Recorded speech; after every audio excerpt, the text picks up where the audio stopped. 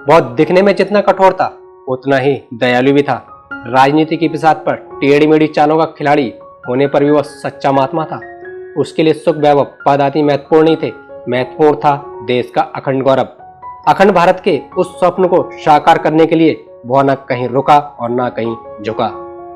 बहुत चाणक्य का पुत्र होने के नाते चाणक्य था, उसकी चालें शत्रु के पकड़ में नहीं आती थीं, अति कुटिल थीं, इसलिए उसे लोगों ने नाम दिया था कौटिल्य। दोस्तों, मैं उसी चाणक्य की कुछ बातें आप लोगों के साथ लेके आया हूं। अगर इन बातों पर अमल किया जाए तो कोई भी व्यक्ति जीवन में कभी धोखा खा नहीं सकता। आचार्य चाणक्य ने ऐसी बातें कही हैं जो हम रोजमर्रा की जिंदगी में करते हैं। अगर इन बातों पर ध्यान दिया जाए तो इंसान कभी भी असफल हो ही नहीं सकता है और ना ही कभी लज्जित हो सकता है। ऐसी कुछ बातें हैं जो मैं आप लोगों के साथ इस वीडियो में शेयर करूंगा। आचार्य चाणक्य कहते हैं, जिसका बेटा बस में रहता है, पत्नी पति की इच्छा के अनुरूप कार्य करती है और जो व्यक्ति धन के कारण पूरी तरह संतुष्ट है, उसके लिए पृथ्वी स्वर्ग के समान है।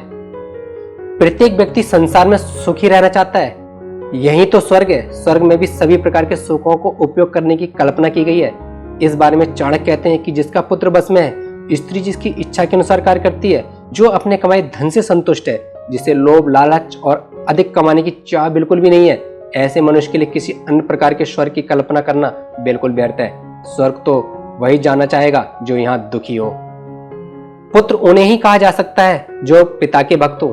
पिता भी वही है जो पुत्रों का पालन पोषण करता है। इसी प्रकार मित्र भी वही है जिस पर विश्वास किया जा सकता है और पत्नी भी वही है जिससे सुख की प्राप्ति होती है। चाणक्य का मानना है कि वह गृहस्थ सुखी है जिसकी संतान उसके बस में और उसकी आज्ञा का पालन करती है। यदि संतान पिता की आज्ञा का पालन नहीं करती तो घर में क्लेश और दुख पैदा होता है। चाणक्य के अनुसार पिता का भी वही कर्तव्य है कि वह अपनी संतान का पालन पोषण भली प्रकार से करे। जिसने अपने कर्तव्यों से मुंह मोड़ लिया हो उसे पुत्र से भक्ति की आशा नहीं करनी चाहिए। इसी प्रकार मित्र के विषय में चाणक्य का मत है कि ऐसे व्यक्ति को मित्र कैसे कहा जा सकता है जिस पर विश्वास नहीं किया जा सकता, और ऐसी पत्नी किस काम की जिससे किसी प्रकार का सुख प्राप्त न हो और जो सदैव ही क्लेश करके घर में अशांति फैलाती हो। जो मित्र सामने चिकनी चुपड़ी बातें बताता हो और पीठ पीछे उनकी ही बुराई करके कार्य को बिगाड़ देता हो, ऐसे मित्र को त्याग देने में ही भलाई है। चाणक्य कहते हैं कि वह उस बर्तन के समान है जिसके ऊपर के हिस्से में दूध भरा है परंतु अंदर विष भरा हुआ है। ऊपर से मीठे और अंदर से दुष्ट व्यक्ति को मित्र नहीं कहा जा सकता। यहाँ एक बात विशेष रूप से ध्यान देने की है कि ऐसा मित्र आपके व्यक्तिगत और सामाजिक वातावरण को भी आपके प्रतिकूल बना देता है। चाणक्य मानते हैं कि जो व्यक्ति अच्छा मित्र नहीं है उस पर तो विश्वास करने का प्रश्न ही नहीं उठता, परंतु उनका यह भी कहना उचित है अच्छे मित्र के संबंध में भी पूरी तरह विश्वास नहीं करना चाहिए, क्योंकि किसी कारणवश यदि वह नाराज हो गया तो सारे भेद खोल देगा। आज बड़े बड़े नगरों में जो अपराध बढ़ रहे हैं, जो कुकर्म हो रहे हैं, उनके पीछे परिचित व्यक्ति का ही हाथ पाए जाते हैं। घर का भेदी लंका ढाए, यह कहावत गलत नहीं है। जो बहुत अच्छा मित्र बन जाता है वह घर के सदस्य जैसा हो जाता है। व्यक्ति भावुक होकर उसे अपने सारे भेद बता देता है। फिर जब कभी मनमुटाव उत्पन्न होता है तो वह कथित मित्र ही सबसे ज्यादा नुकसान देने वाला सिद्ध होता है। ऐसे मित्र जनता आपके मर्मस्थल में कौन है, घर में काम करने वाले कर्मचारी के बारे में भी इस प्रकार की सावधानी बरतना आवश्यक होता है। आचार्य का कहना है कि व्यक्ति को कभी किसी को अपने मन का भेद नहीं देना चाहिए। जो भी कार्य करना है उसे अपने मन में रखें और समय आने पर पूरा करें। कुछ लोग किए जाने वाले कार्य के बारे में गाते रहते हैं, इस प्रकार उनकी बात का महत्व कम हो जाता है और यदि कारणवश वह व्यक्ति उस कार्य को पूरा न कर सका तो उसकी हंसी होती है। साथ साथ इससे व्यक्ति का विश्वास भी कम होता है। तो बुद्धिमान को कहने से अधिक करने के प्रति प्रयत्नशील होना चाहिए। मूर्ख होना कष्टदायक है क्योंकि वह स्वयं को अपने और दूसरों को एक समान हानि पहुंचाता है। मूर्खता के समान यौवन भी दुखदायी इसलिए माना गया है क्योंकि उसमें व्यक्ति काम, क्रोध आदि विकारों के आवेग में उत्तेजित होकर कोई भी मूर्खता पूर्वक कार्य कर सकता है, जिसके कारण से उसके अपने और दूसरे लोगों को अनेक कष्ट उठाने पड़ते हैं। चाणक्य कहते हैं कि ऐसी बातें तो कष्टदायक हैं ही, परंतु इनसे भी अधिक कष्टदायक है दूसरों के घर में रहना, क्योंकि दूसरे के घर में रहने से व्यक्ति की स्वतंत्रता समाप्त हो जाती है, जिससे व्यक्ति का पूर्ण रूप से विकास नहीं हो पाता है। आचार्य चाणक्य के अनुसार प्रत्येक स्थान पर सब कुछ उपलब्ध नहीं होता है। विशिष्ट वस्तुएं विशेष स्थानों पर ही होती हैं, उन्हें वहीं ढूंढना चाहिए। और उसी के अनुसार उनका मूल्यांकन भी करना चाहिए।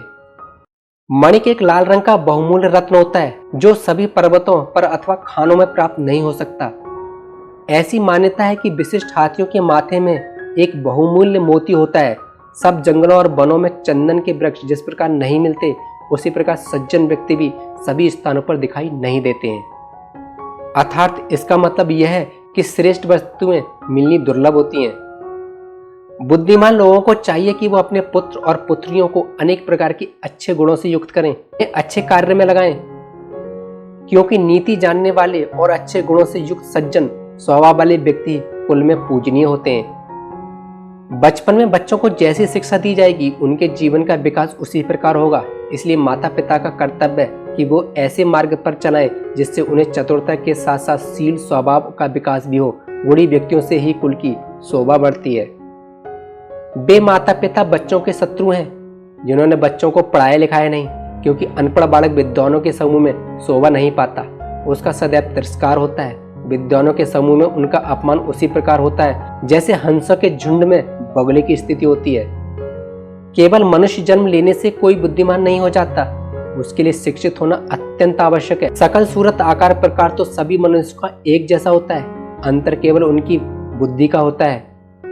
इसलिए चाणक्य ने कहा है कि हर एक माता पिता को चाहिए कि वो अपने बच्चों को अच्छी तरह से शिक्षा दे।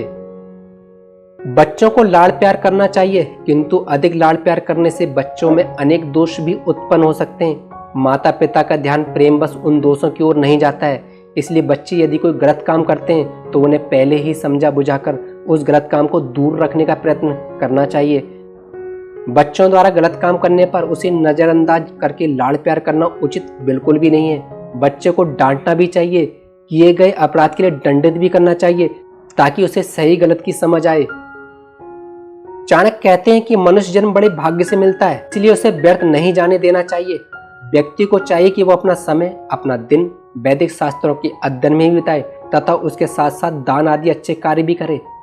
पत्नी का बिछड़ना, अपने बंधु बांधवों से अपमानित होना, कर्ज चढ़े रहना, दुष्ट अथवा बुरे मालिक की सेवा में रहना, निर्धन बने रहना, दुष्ट लोगों और स्वार्थों की सभा अथवा समाज में रहना, ये सब ऐसी बातें हैं जो बिना अग्नि के शरीर को हर समय जलाती रहती हैं। चाणक्य ने बताया है कि सज्जन लोग अपनी पत्नी के वियोग को सहन नहीं कर सकते। जो व्यक्ति कर्ज से दबा है उसे हर समय कर्ज न उतार पाने का दुख रहता है। दुष्ट राजा अथवा मालिक की सेवा में रहने वाला नौकर भी हर समय दुखी रहता है। निर्धनता तो ऐसा अभिशाप है जिसे मनुष्य सोते और उठते बैठते कभी नहीं भूलता। उसे अपने स्वजनों और समाज में बार बार अपमानित होना पड़ता है। अपमान का कष्ट मृत्यु के समान है। ये सब बातें ऐसी हैं जिनसे बिना आग के ही व्यक्ति अंदर ही अंदर जलता रहता है। जीते जी चिता का अनुभव करने की स्थिति यही होती है। दोस्तों, आप लोगों के लिए मैं आचार्य चाणक्य की कुछ बातें लेकर आया था। आपको ये कैसी लगी आप प्लीज मुझे कमेंट करके जरूर बताएं। थैंक यू, धन्यवाद।